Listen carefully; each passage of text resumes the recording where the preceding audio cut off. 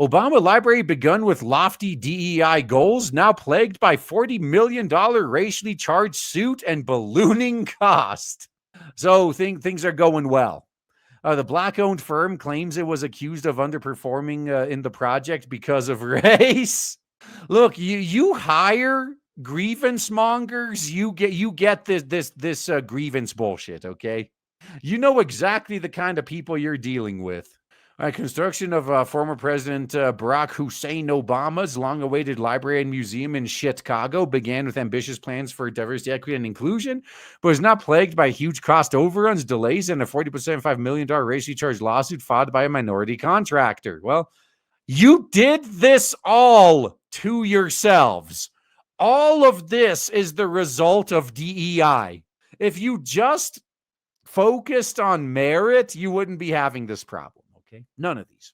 All right, from the outset, the endeavor touted DEI as a key part of enshrining Obama's legacy at the 19.3 acre site, where costs have ballooned from initial 350 million to 830 million in current year minus 4, based on its previous annual reports, with no publicly available figures available for updated project costs. Wow, so the most recent update is from 4 years ago? Oh, shit. I bet it's probably well past $1 billion at this point. The project set out ambitious goals for certain construction diversity quotas, with its contractors being to be allocated to diverse suppliers, 35% of which were required to be minority-based enterprises. And this is the result of that. I'm guessing it doesn't get many visitors. It gets no visitors because it's not finished yet. They're still building it. But since they've been more focused on DEI than merit, now they have all these DEI-related problems they need to deal with.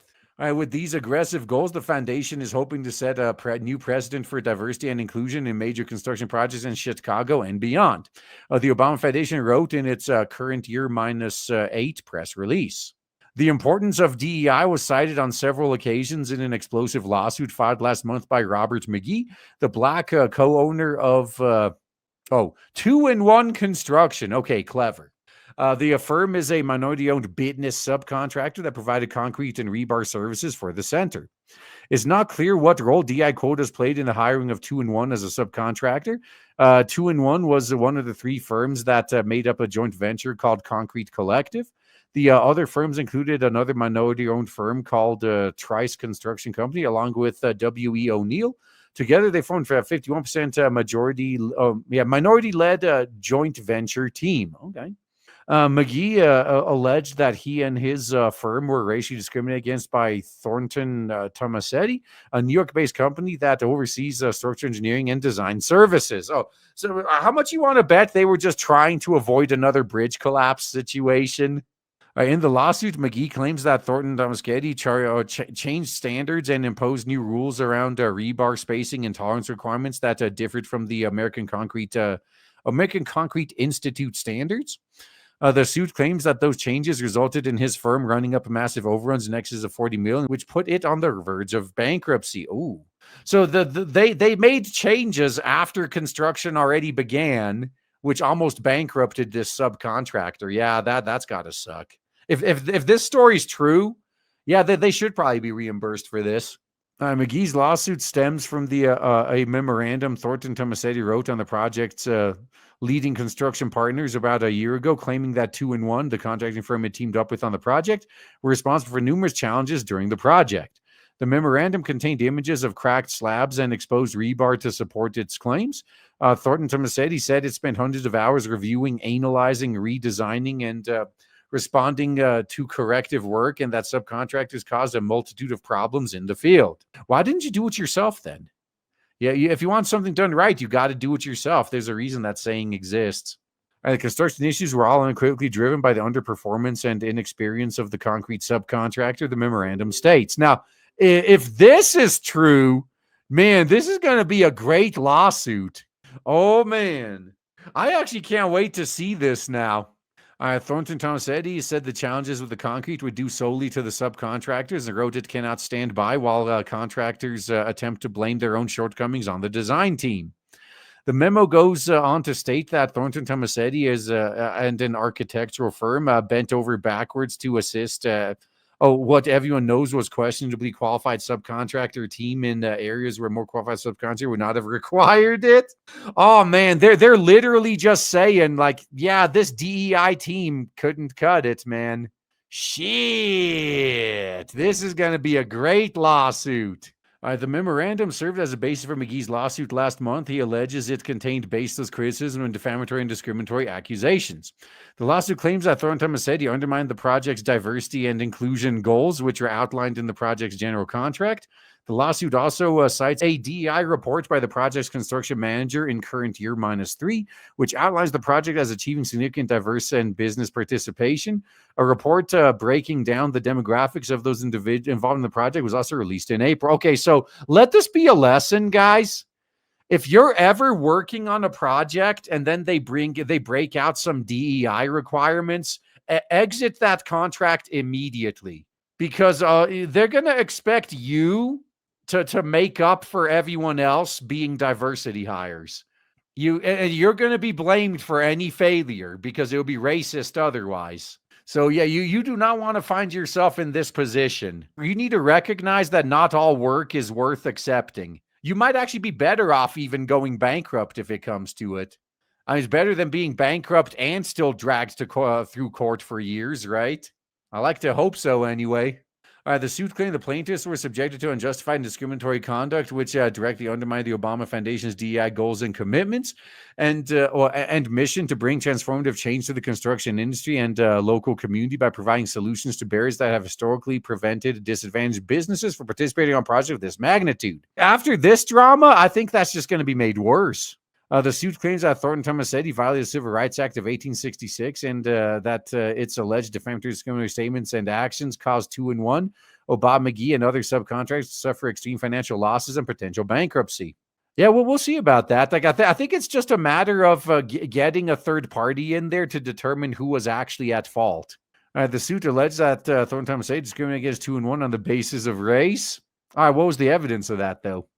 McGee claims that Thornton Tomasetti falsely accused 2 and 1 of lacking sufficient qualifications and experience to perform its work, while stating in the memo that non-minority-owned contractors were sufficiently qualified. Well, that sounds like an objective observation, though.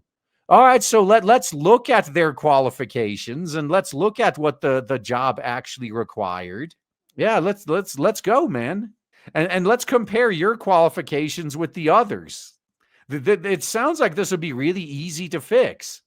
All right, the lawsuit also claims the Obama Foundation relied on Thornton Tomasetti's memo for not paying the subcontracting firms around $40.75 million for additional costs incurred at the site near Jackson Park in Chicago.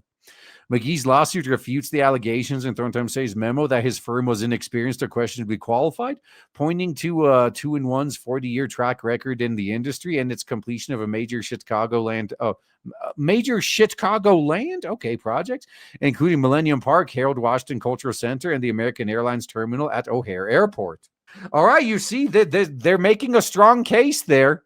Now, were the people that worked on these projects still present?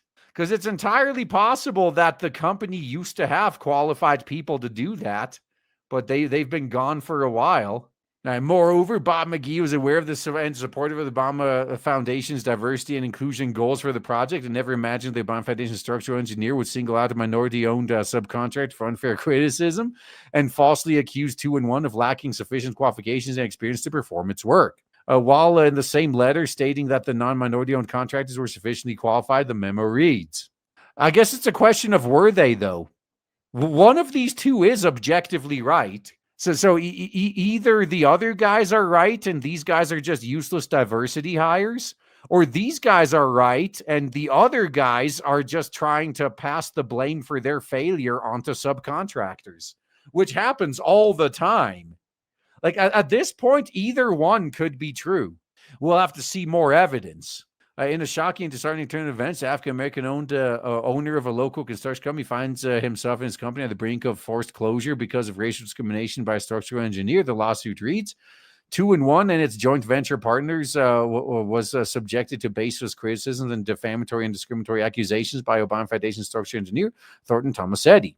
The Obama Foundation said it is not a party in the lawsuit and insisted that it will not cause any delays in the concrete work. Oh yeah, two of your subcontractors are fighting each other in court. That's not going to cause any delays, though. That's not going to stop them from working together either, is it? To be fair, I guess that's only kind of true. This shit is pretty common, I guess. Like we see this all the time. Like companies are still working together even while they're suing each other. Sometimes they have to. I mean, they're already contracted. I would say this has already been largely completed. If the foundation believed that any vendor was acting with racist intent, we would immediately take appropriate action. Oh, so are you saying that you don't believe they are racist? That's going to hurt the case. Emily Bittner, Vice President of Communications at Obama Foundation, told Fox News Digital in a statement recently, the foundation has now responded to requests for information on the updated cost of the project. I think it's time for a Freedom of Information Act request, I guess. The Obama Presidential Center aims to honor the political career of the former president, Big Mike Obama. It will consist of a museum, a library, and conference facilities, a gymnasium, and a regulation-sized NBA court. They went there. And yet, I would be vilified if I pointed out the stereotype. It's okay when they do it. I will also house nonprofit Obama Foundation, which is overseeing the center's development. So far, so good, I guess.